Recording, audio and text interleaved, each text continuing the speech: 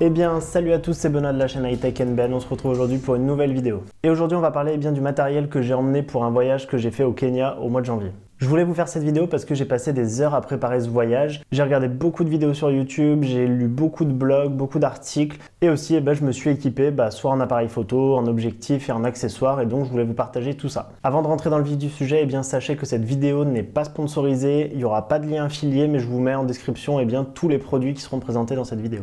Le premier produit c'est le sac à dos. Donc le voilà. Donc c'est un sac à dos de la marque Love Pro. C'est un sac à dos relativement compact et donc on va retrouver à l'intérieur une poche principale dans laquelle on peut mettre l'appareil photo, des objectifs. On a aussi en haut des emplacements pour mettre des câbles et autre chose. On a aussi ici la possibilité de mettre des cartes mémoire.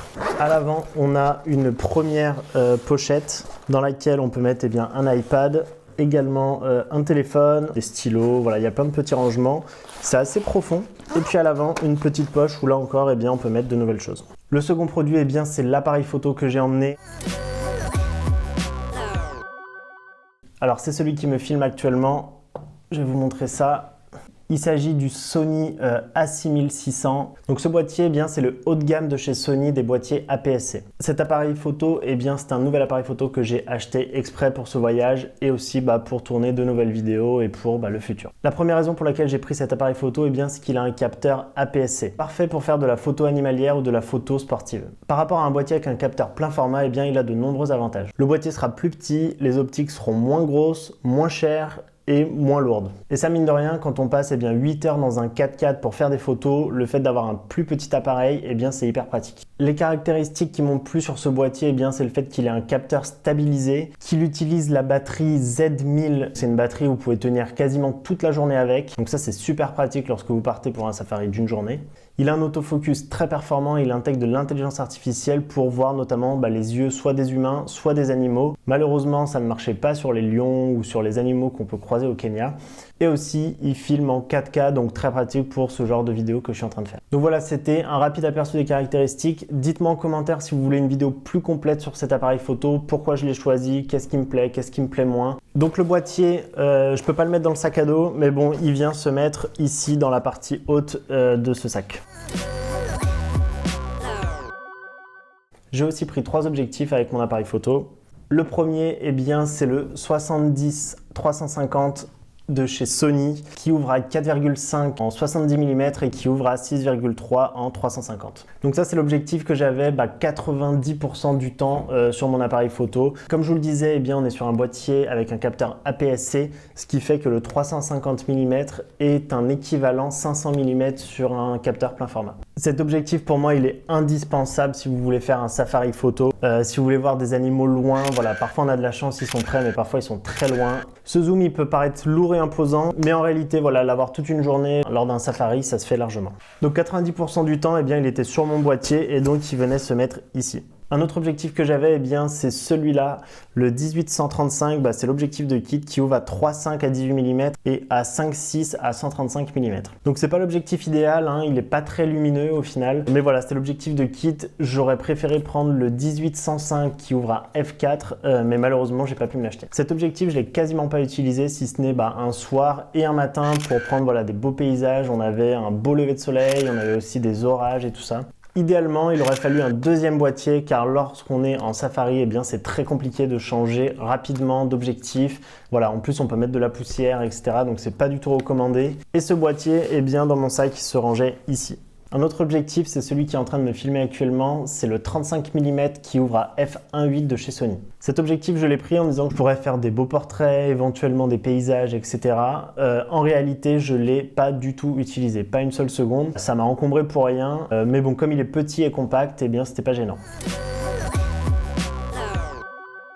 Ensuite, j'avais mon iPhone 11 Pro que j'ai utilisé pour faire toutes les photos de paysages et aussi toutes les photos d'animaux qui étaient prêts parce que le 70-350 parfois était trop zoomé pour faire des photos en entier d'animaux qui étaient super proches. Par exemple, les girafes, c'est immense et elles sont très près de la route et donc c'était très difficile de les avoir en entier avec le zoom. J'ai trouvé ce compromis très intéressant. En fait, ça permet d'être très réactif sur les deux appareils photo. Si on veut du zoom, si on veut du grand angle, etc. Ça permet, eh bien, avec un téléphone qu'on a sur soi plus eh bien, le zoom, voilà, d'avoir, on va dire, toute la palette qui permet de faire tout type de photos. Autre appareil que j'avais, eh bien, c'est le DJI Osmo Pocket qu'on utilisait eh bien, pour faire des vidéos avec sa stabilisation sur 3 axes. C'était très pratique pour faire des petites vidéos de la vie de tous les jours. Mais malheureusement, ça ne zoome pas assez pour avoir des belles vidéos d'animaux au loin. Donc c'était principalement pour les scènes d'ambiance et pour eh bien, des paysages ou ce genre de choses. Si jamais vous voulez réaliser un petit film, la stabilisation c'est hyper important. Vous êtes dans un 4x4 toute la journée, ça bouge énormément et donc la stabilisation sur 3 axes comme ça, vraiment très très pratique. La DJI Osmo Pocket, eh bien, je la rangeais dans le sac, dans la pochette à l'avant, à l'intérieur. On enchaîne sur les autres types d'accessoires. C'est ce petit crochet, c'est le Capture V3 de Peak Design. Le Capture V3 il est composé de 2 éléments. La partie qui se fixe sur le sac à dos et la partie qui se fixe sur l'appareil photo.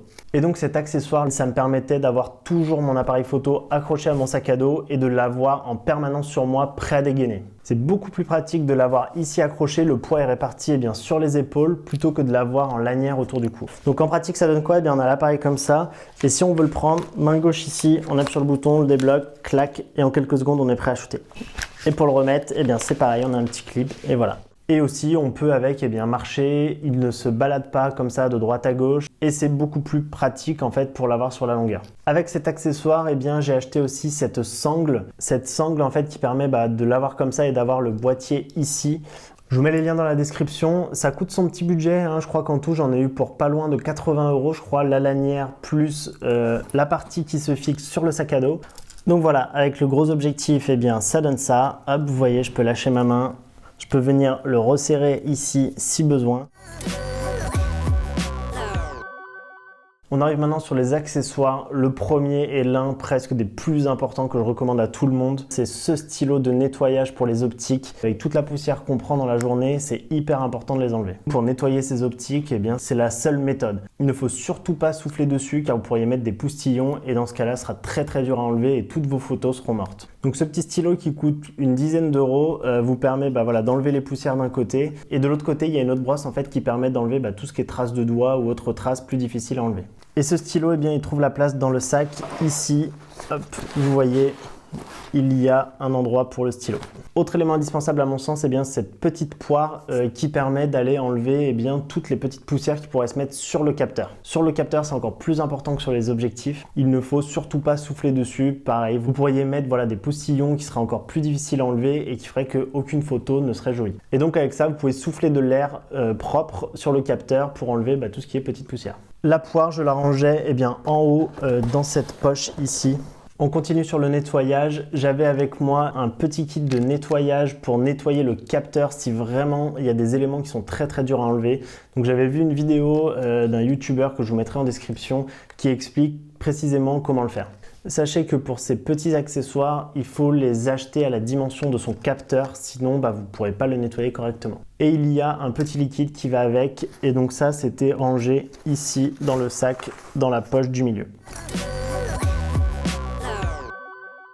Autre élément important, eh bien, ce sont les batteries. J'avais acheté 2 batteries supplémentaires plus un bloc de recharge comme ça externe, ce qui permet le soir de tout recharger et d'être tranquille pour une journée. Dans le sac à dos, eh bien, sur les poches de devant, il y a 2 petites pochettes que vous voyez ici qui permet eh bien, de mettre les 2 batteries. Comme ça, si on en a besoin rapidement, eh bien, elles sont très accessibles. Et enfin, ce boîtier, je le mettais dans la poche du dessus avec les éléments que je me sers un petit peu moins souvent. Dans cette poche, eh bien, je mettais aussi tous les câbles de recharge qui ne me sont pas utiles pendant la journée.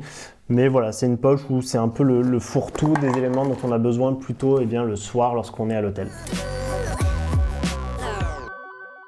J'avais acheté cette batterie de 10 000 mAh, ce qui permet de recharger l'iPhone, l'appareil photo, l'iPad éventuellement. Il faut savoir qu'au Kenya et comme d'autres pays d'Afrique, lorsque vous faites des safaris, vous êtes au milieu de la nature, l'énergie est générée à partir de groupes électrogènes. Il arrive parfois que la nuit, lorsque tout le monde dort, il coupe les groupes électrogènes et donc vous ne pourrez potentiellement pas recharger tous vos appareils.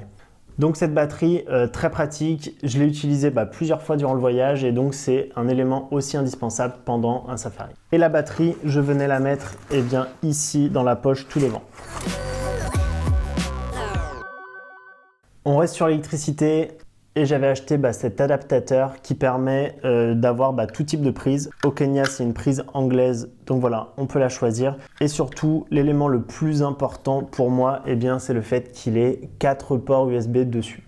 Ce qui fait que le soir, lorsqu'on rentrait à l'hôtel, on pouvait brancher un iPhone, un deuxième iPhone, l'iPad et recharger la batterie. Et à côté de ça, là-dessus, je branchais l'appareil photo par exemple. Et donc ça, même combat, je le mettais dans la poche tout devant avec le fourre-tout. Dernier élément que j'avais avec moi, c'est cet iPad Pro avec un adaptateur pour mettre des cartes SD dedans. Et comme ça, tous les soirs, lorsque je rentrais à l'hôtel, je pouvais vider ma carte mémoire sur mon iPad Pro. Ça me permettait à la fois de voir les photos que j'ai fait la journée et de voir si j'ai fait des erreurs, s'il y en a des biens. Et ça me permettait aussi, pour l'application Lightroom d'iPad, de pouvoir retoucher des premières photos, de pouvoir les éditer, de les partager soit avec ma famille, soit sur les réseaux sociaux. Pendant mon voyage, j'avais cet iPad Pro de première génération, du coup, qui était suffisant pour faire les transferts de fichiers. Depuis, j'ai acheté le nouvel iPad Pro 2020. Je vous mets un lien ici pour aller voir la vidéo que j'ai fait dessus. Et du coup, l'iPad Pro, il a sa place ici, là. Voilà, vous avez toute une place dans la pochette du milieu. Et ce petit adaptateur, je le mettais dans la pochette du haut, un peu fourre-tout, parce que voilà, c'est un élément que j'utilisais le soir avec les câbles de recharge, avec les kits de nettoyage, etc. Cette vidéo est maintenant terminée. Dites-moi en commentaire si vous avez des conseils à donner sur d'autres accessoires que j'aurais pu ne pas avoir découvert et qui auraient pu m'être utiles pendant ce voyage. Voilà, dites-moi tout ça en commentaire. Et puis sur ce, je vous dis à plus. Salut tout le monde, ciao!